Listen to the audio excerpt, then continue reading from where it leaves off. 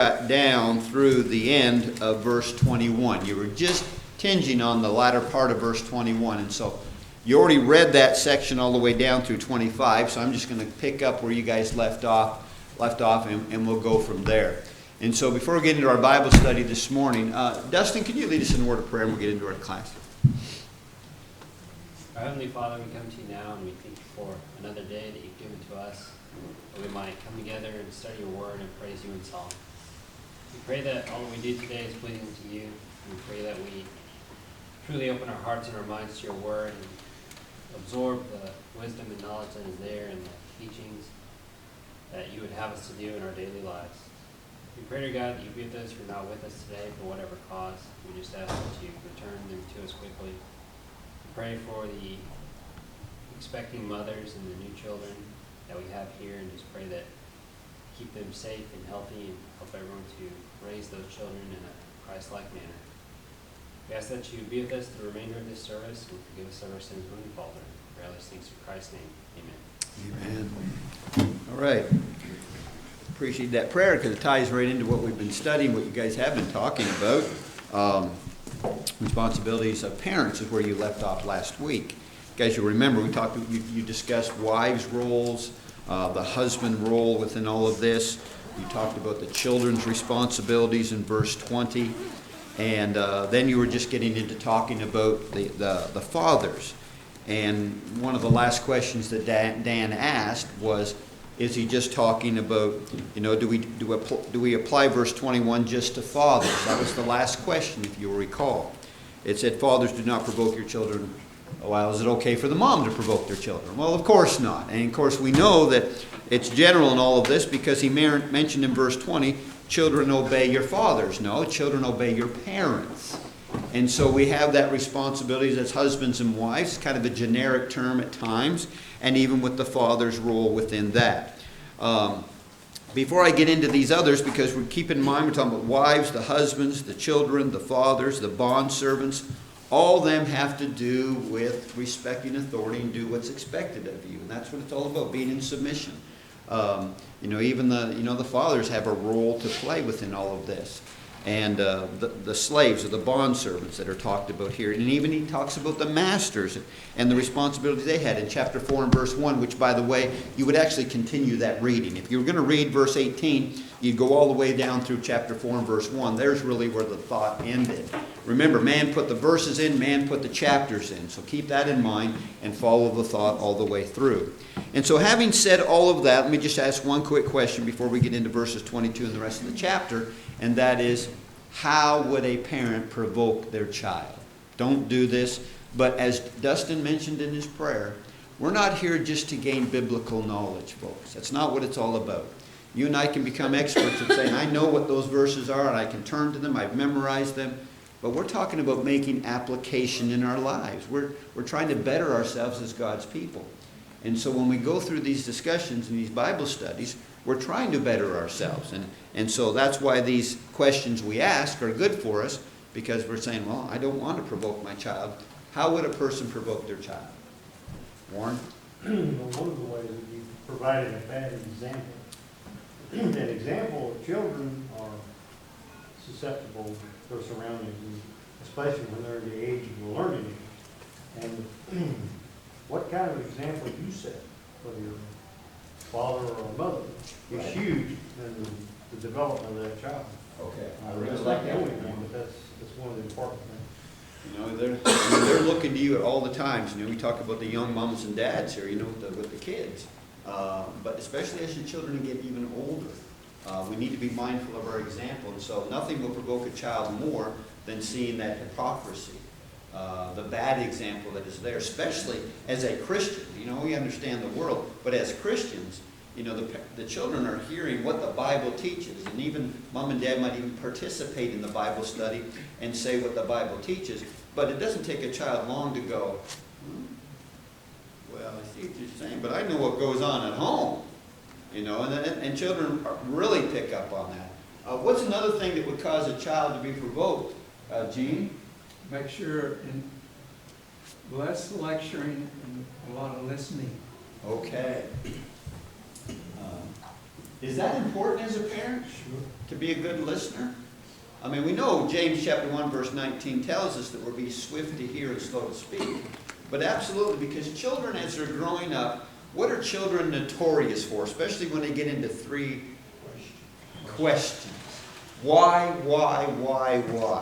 And sometimes parents can just become exasperated, just like, never mind, why do you always want to know? And I think you couple with that is just being patient. Being impatient would be bad. But yes, that would provoke a child. Mom and Dad don't even care. They don't care about my needs. They don't care about what I'm going through. EJ? You can tick one off or embarrass one in front of their friends. Okay, that is huge because I've seen this happen. We're talking about making fun of the child, and embarrassing them and ridiculing them, and nothing can dishearten a child more when a parent uses them that way. And the whole point of parenting is bringing them up and encouraging them. And that probably something we'll talk about in a moment. But Tim, what was yours? Inconsistent discipline, Okay. or consistency of discipline, whichever way you want. Okay. It's over on this side. Discipline. Oh, there we go. All right. Now, see, the point is, that's powerful because, and that would probably relate back up to a bad example too. If you're going to be a parent and you punish your child for doing something that's wrong, and then later on you don't punish them for the same thing, you're creating confusion, and then when they get punished again, now they're really provoked. I mean, I don't even know what's going on now. I don't even know what's right. And I think if we're going to use this idea of discipline, how about the inconsistency there? You'll discipline this child for this. We might throw favoritism in that. Nothing will provoke a child more than favoring one child over another. And EJ? What about, I have a question, what about not taking up for your child when you feel that child is being bullied, or you know that your child is being bullied, and you just pass it? Well, I guess what we'll do with that one. And he tells you, she tells you, and you don't do anything about it. If you don't, if you're not listening, and if you don't love them and provide for them, but I'm going to add a part B to that point. Well, actually, it doesn't have to do with provoking your child. I guess it does. I guess it really does provide the provoking your child down the road. Because sticking up for your child, there are times, and I'm going to tie that one into lack of discipline, is that how many times have you seen a parent stick up for their child when the child should have been punished? Hey, why was my Johnny sent to detention? Because Johnny was bad. Well, my little angel never does anything bad. And I'm going to tell you something. Later on down the road, that child is going to mock you. That child is going to have disrespect for you because you were not consistent with the discipline, what they really needed. You don't need to be bailing a child out all the time. You bail a child out, instead of holding them accountable, you're going to be in deep trouble. And it does provoke a child. People say, how does that provoke a child? I stick up for little Johnny all the time. Anytime he does something bad, I bail him out. That's not being a parent. And Nancy, I'll let you have the last one because we got to get on. We're going to get out of this chapter today. Having patience. Having patience with kids, not, if they're slow at doing it. So how would you provoke a child is to be impatient with them, right? You don't, and that's like the slow to speak, swift to hear, remember slow to wrath, right? I like that because you want to provoke a child, it's like when a child is scared of you, when they want to come to you, and they're afraid. They can't even come to you.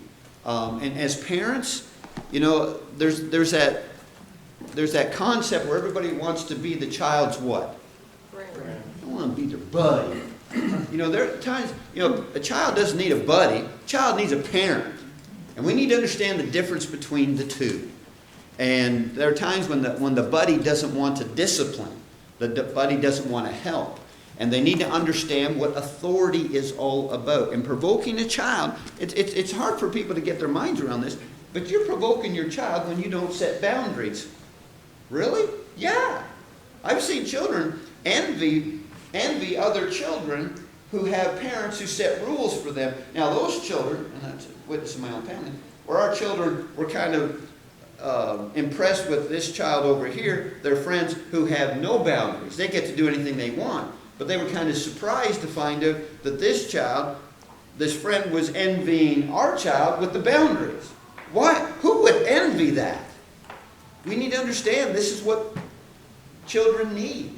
And parents, don't provoke your children, and understand what really tough love is all about. I thought I saw a hand. Did I see another hand? Oh, it was Tina. You made the comment, so. Did I? Okay. All right. So, we covered that. Now remember, with all these verses you guys have been discussing last week, have to do with this idea of responsibilities. And, again, fathers, this is not an option. Parents, this is not an option. You don't do this. Don't.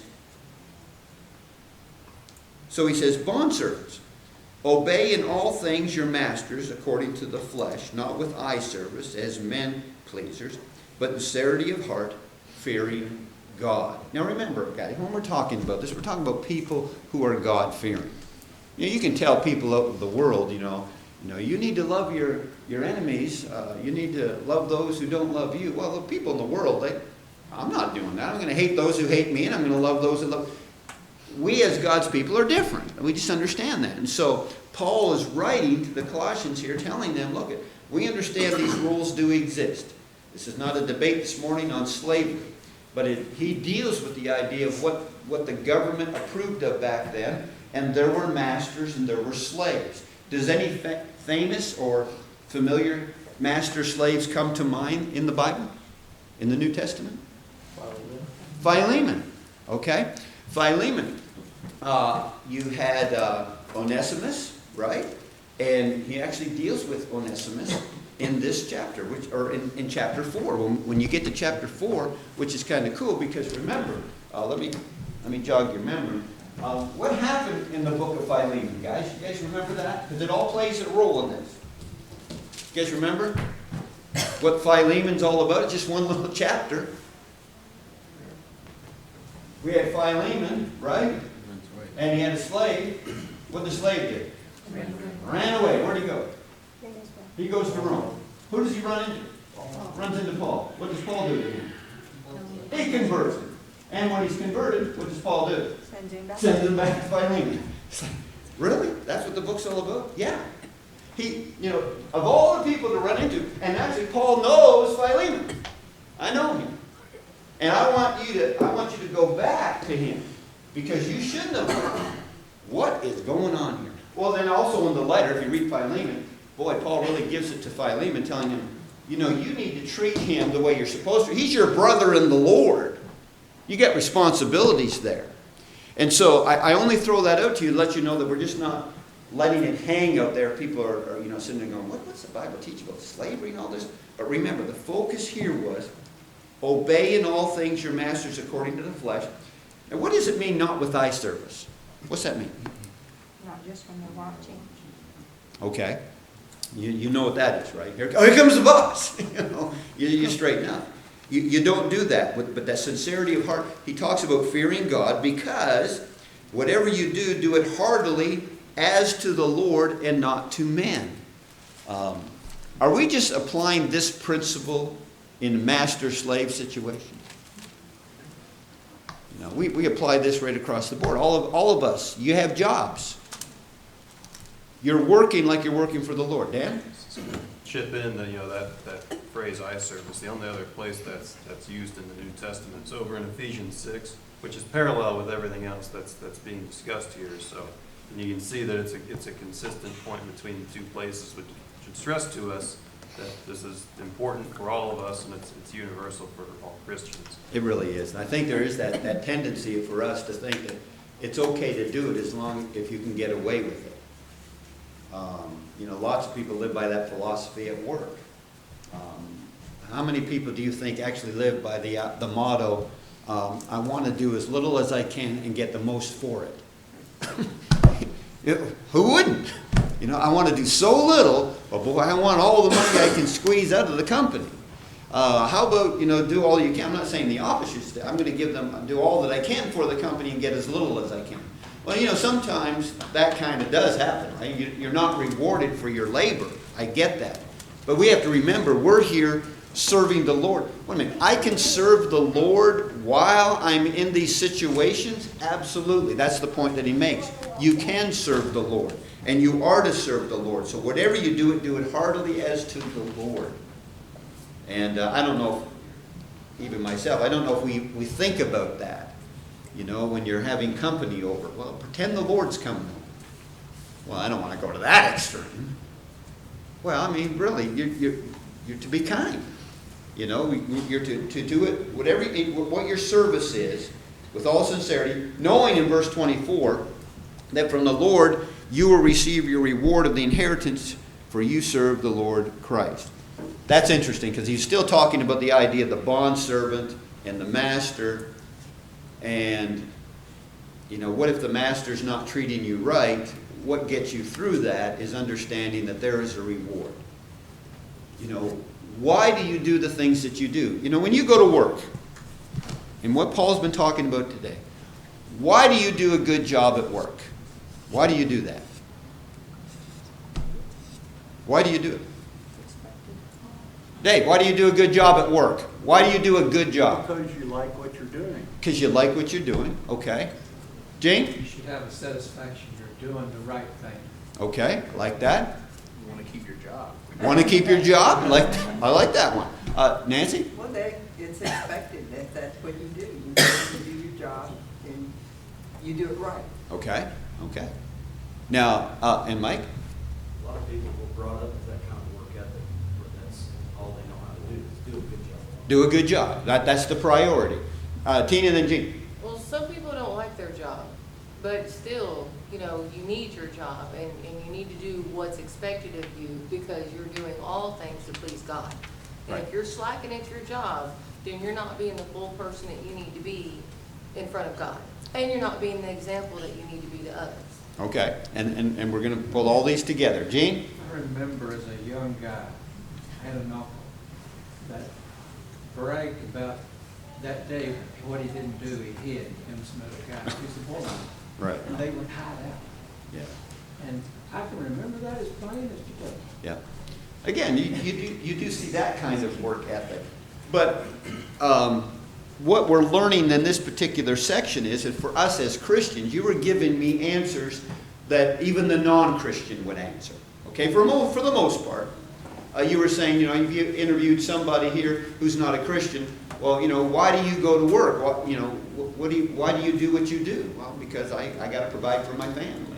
And maybe I enjoy my work, or maybe I don't enjoy my job, but I got to keep my job. You know, I've got bills to pay and all that kind of stuff.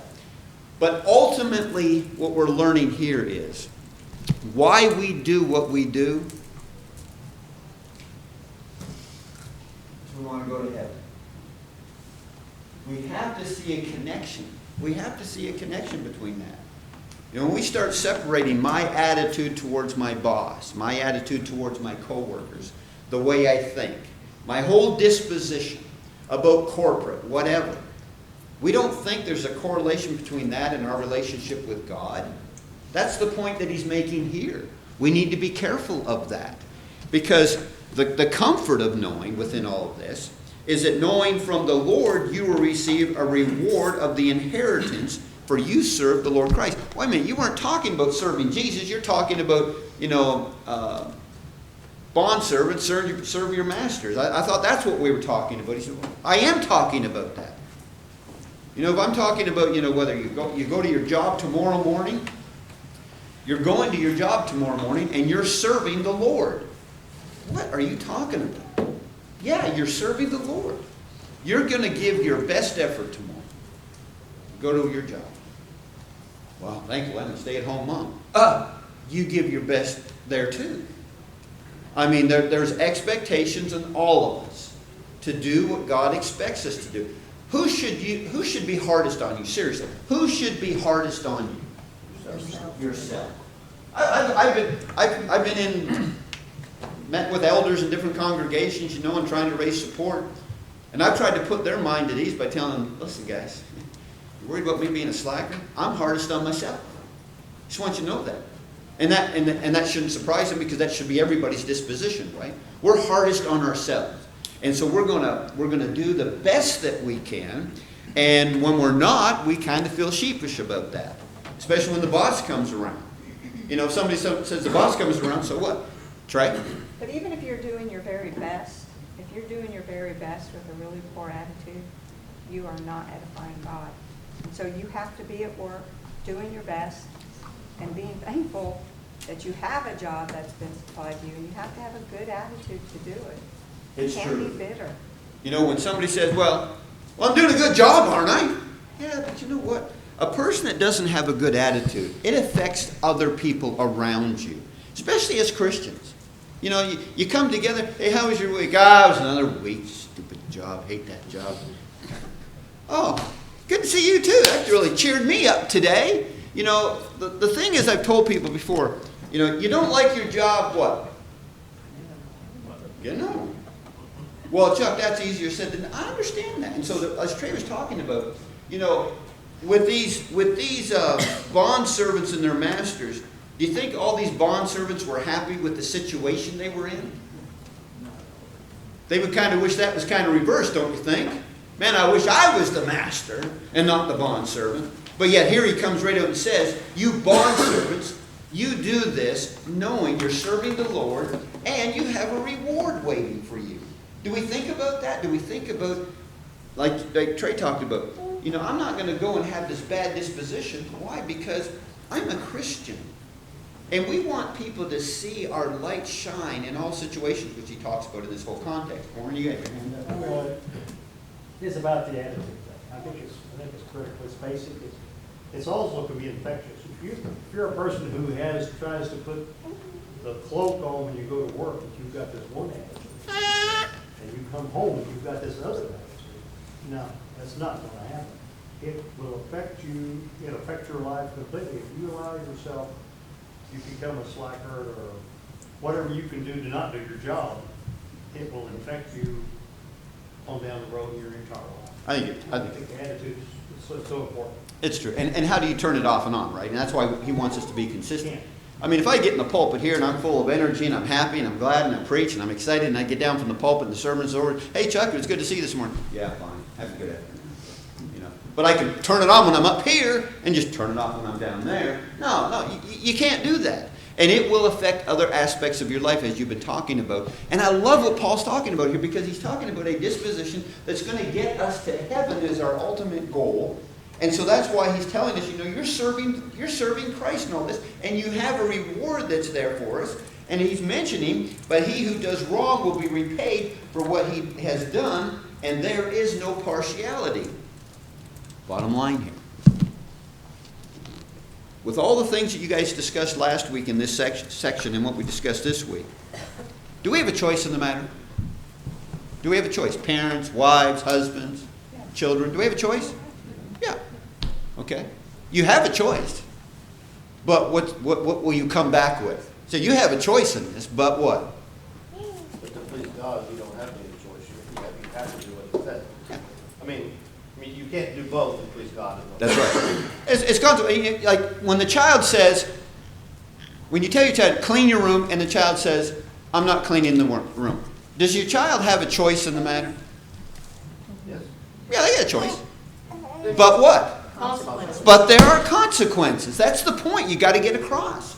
You know, I remember in a Bible study talking about this. There was a brother who kept putting up his hand in class. I mean, we're probably 25 years ago. And I can still picture Henry. He kept putting up his hand saying, but we have no choice. And it was making him angry that, you know, God tells me all this, and I have no choice. I go, yeah, you have a choice. No, I don't. I don't have a choice. I have to do what he says. Well, you don't have to. Yeah, but I want to go to heaven. So I don't have a choice in the matter. So it was bugging him that he didn't have a choice. But the point is, that's life. Children, at work, whatever. You always have a choice. What was bothering him is that there was going to be consequences. And there are consequences. The problem comes with any worker. I mean, you can bring it to the home, bring it into the church, bring it into the work situation. If there are no consequences for your actions, what happens? Chaos. Just the word I was thinking. There will be chaos. You're not going to have the harmony in the home. You're not going to have harmony in the church. You're not going to have harmony in the workplace if there are no consequences. And so the person that goes to work and gets angry that his boss came along because he was giving eye service and caught him being a slacker, and he gets upset. Why is he upset? Because he didn't like the fact that there were rules. This whole chapter is about rules. But we don't look at so much as rules when you have this reward that is there. You know, that's why there's satisfaction. Somebody mentioned that earlier. Why do you go to your job? Because there's satisfaction in work. I think that's one of the reasons why you have in the garden, before sin even entered the world, there was work given. And if you and I were to think about a place of paradise, you know, on an island, you know, it's warm all the time, you got fruit hanging off the trees, you would think paradise doesn't include work. Yes, it does. It should, because it gives us that satisfaction. God understood that. Gene? But we need to look the other side of that picture. If the headache's so bad that you can't come to church on Sunday, then it's got to be that bad you can't go to work on Monday. That's where we've got to be careful. Let me play the devil's advocate on that one, Gene, okay? I love that, okay? Yeah, but you know what? If I'm in services, I don't lose my job. But if I don't go to work tomorrow, I could lose my job. There's a big difference there. Yeah. Whoa, what was this context telling us? You're already at work. You're in service, right? You're serving the Lord. Jane, if you missed my point, I'm on your side, okay? No. I agree. No, I know what you're talking about. But, you know, how many times is we have a headache Sunday, and you call them checking on them, and they're going to work Monday with the same headache. That's where we have to be careful. Right. And just as an example, it could be anything. I mean, you're just using it as an example, but it could be anything. It's easy, you know, to make excuses for not doing. This particular case, he's making the point of serving the Lord while you're doing those things, right? You're actually talking about a specific that the Lord wants us to do, right? Such as worship. But it's all the same thing, because you know what? You could apply that principle down here, that when I come here, am I to serve the Lord heartily? Am I to worship with eye service? Well, no. You know, I just don't want to be a Christian only when other Christians see me. You know, I don't want to be out in public and run into a Christian and go, oh no, I gotta hide. I'm not wearing what I should be wearing. What? You know, it shouldn't matter. You're always serving the Lord wherever you are. Mallory? Well, you know, we're in the age of instant gratification. So our reward, it's long out there to get to heaven. Right. But the same is the consequence. So it's easy to say, oh, I'm not going to go, because there's no instant consequence either. Yes. And so, you know, with your job, yeah, you could lose your job. That's an instant punishment, you know. But we have to remember, just like our reward is far out there, our consequence is far out there. And it's, you know, you can't lose track that what we do now can affect the eternal.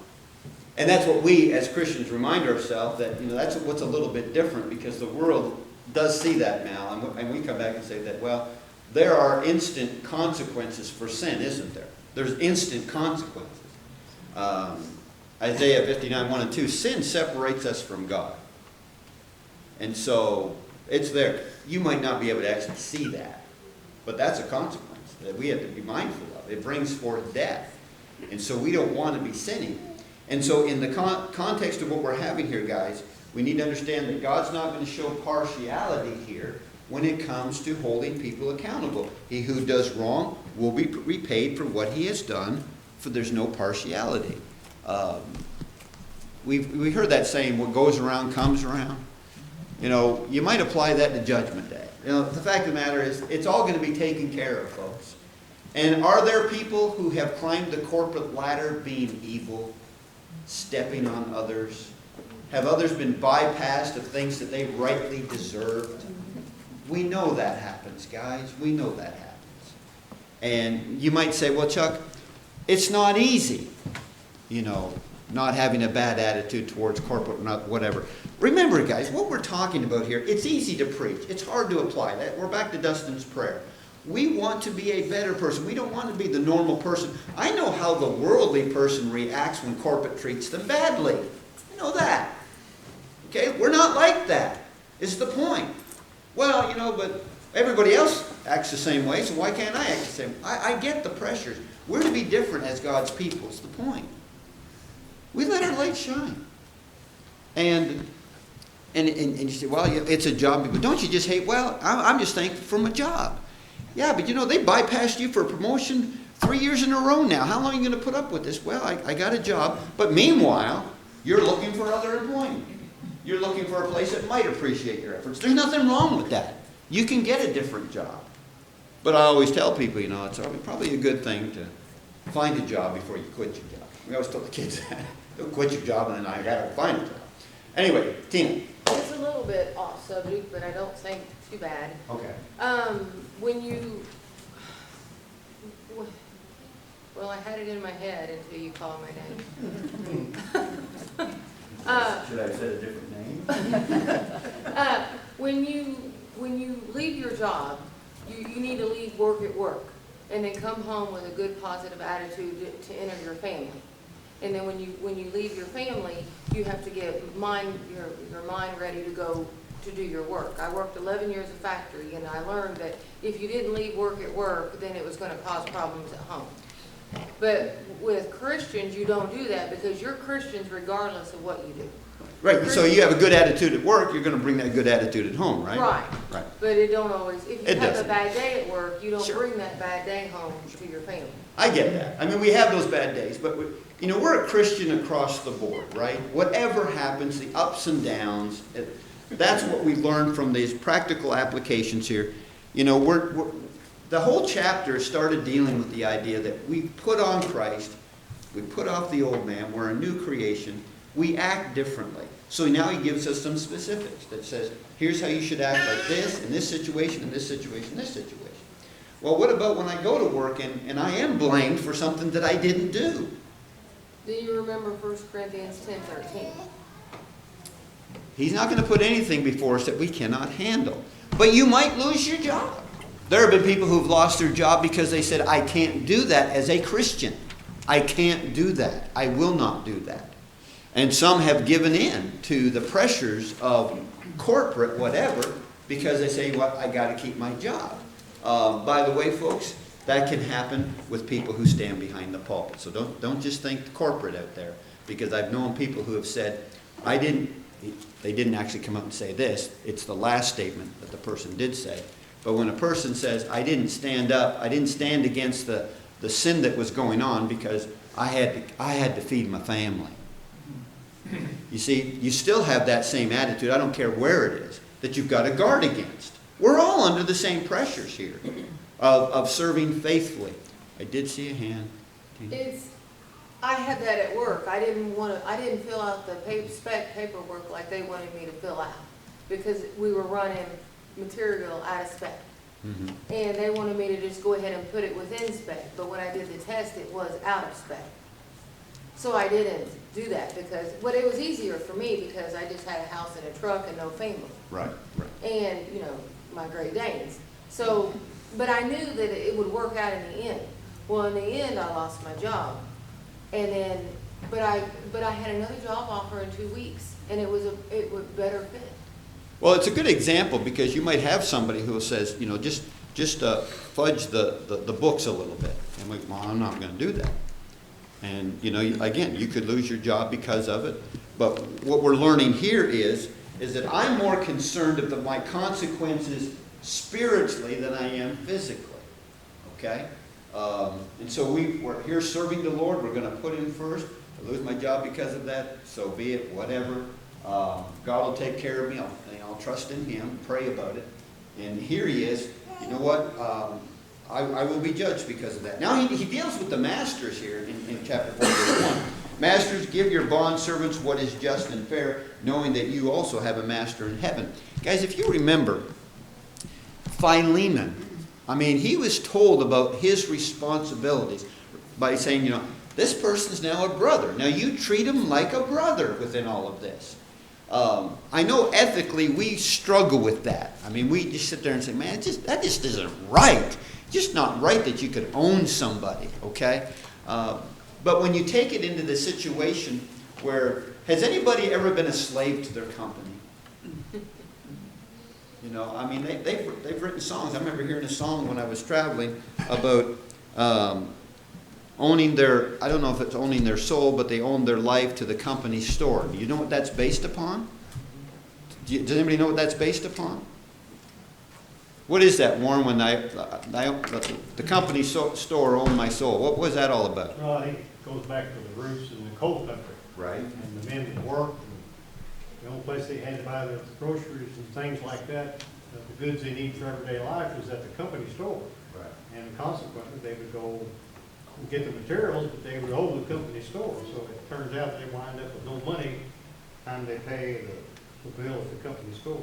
That's right. I think that's the basis of it. That's exactly right. I mean, and they've written songs based on that. I mean, could you imagine working for a company and the only store there is the company store, but I can't even, you know, I'm going deeper and deeper in debt just to get the necessities of life. And so they basically own me.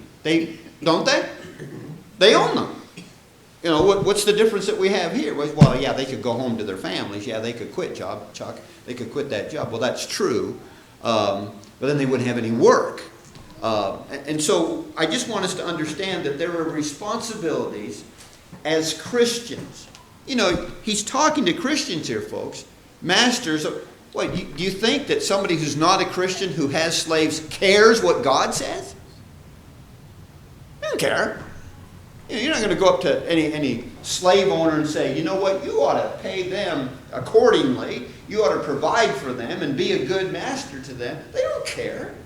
But in this sense, you got to understand, folks, he's talking to people who are Christians and their responsibilities towards those people, and things over time because of government and whatnot, that changed over time. And we look back at that and we say, boy, I'm glad that doesn't exist anymore. And I agree.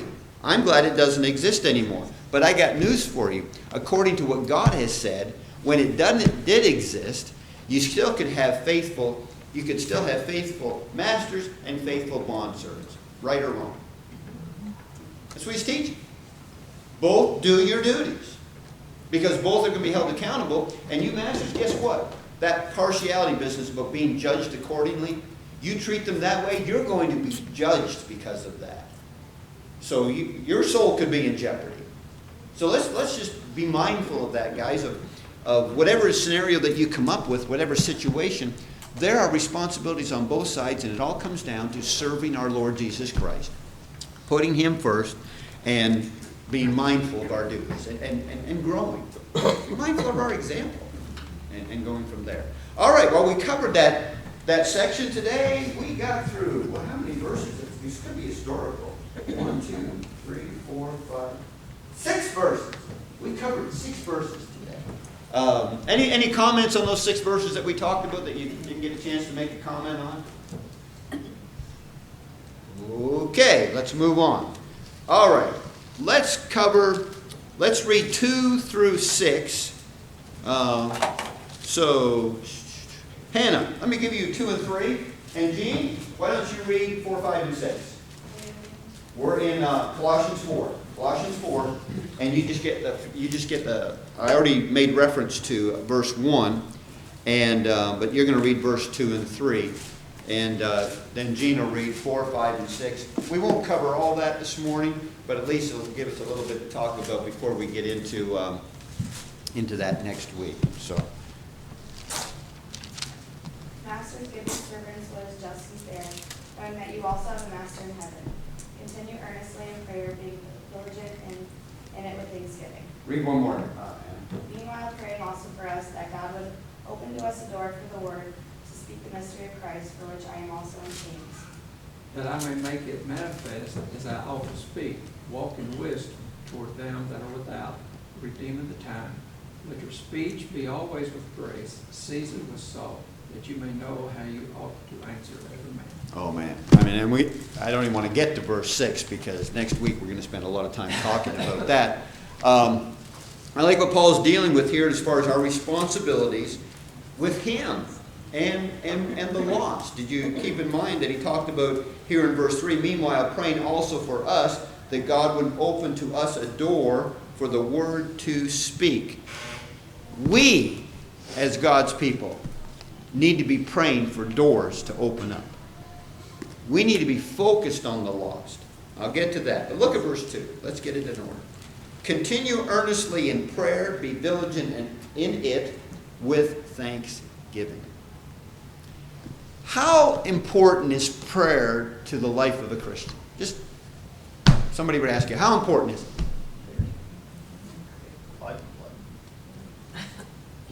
It's your lifeline, yeah.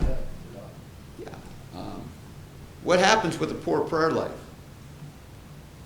You slip further away. Slipping further away, you're thinking less about God. Reliance on yourself. You're more relying on yourself. You're actually thinking less of others. You know, when you think about praying, you pray for other people. You pray for your brethren. You're praying for the lost. You're praying for the sick. You're praying. You're glorifying God in your prayers. You're giving Him the glory that He deserves. Think of everything that we do pray about, guys. And if you don't pray, knowing that all these things that we do pray for, we can see what's lacking in our lives. Well, this verse says, New American Standard says, keeping alert in your prayer with an attitude of thanksgiving. So if I'm not being thankful or voicing thankfulness in my prayers, then obviously I'm not thankful. That's it. I mean, it's one thing to be a person who talks to somebody. I mean, if somebody did something nice to you and you're talking to them, that doesn't necessarily mean you're thankful. You should be thankful, right? But I got news for you. If somebody did something nice for you and you don't talk to them, you're not thankful. Now, just because you're talking to them doesn't necessarily mean you're thankful. You should be, okay? But we're pointing out here, as Tim was mentioning, we need to be a people of prayer. And one of the things that we need to keep in mind when we pray is that we are to be thankful. And I want to ask you something, guys. We only have 2 minutes left, but with what's going on in this world and all the bad that's going on in this world, what possibly could we be thankful for? Matt? Well, to answer your question, a lot. We've got a lot to be thankful for. But Now go back to your previous thought. the thing, a lot of people pray. I would say even maybe a majority of people pray, but they only pray when they need something. So it's selective prayer. Yeah. And you read here, it says continue in prayer, which means this is something that's to be continuous and not just when you need something. And if Yeah. you think about a friend that just comes to you and is nice to you whenever they need money, a place to stay, something like that, that's a friend. Well, it's not really a friend at all. It's somebody you get frustrated with because it's like you're only using me when it's convenient for you and when you need it. And, it's the same with God. Are we using God when it works for us, or are we constantly talking to Him and thankful for those things? I mean, obviously, what's a parent's instant response when son or daughter comes up and says, "Mom, your hair looks really nice today. I like that outfit." What do you want? What do you want? Okay, what do you want? I wonder if that comes across to God sometimes. Well, I see you're praying again. Hadn't heard from you in a month.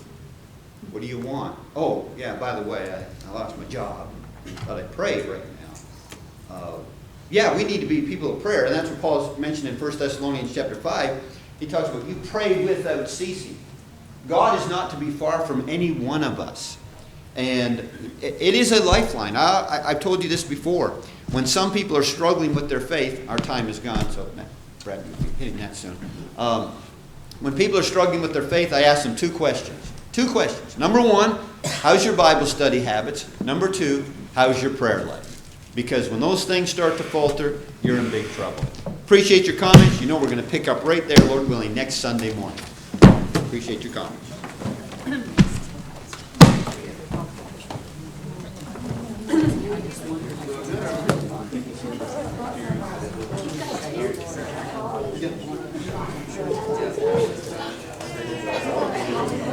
Well, I'm gonna assume that these children, I'll be there.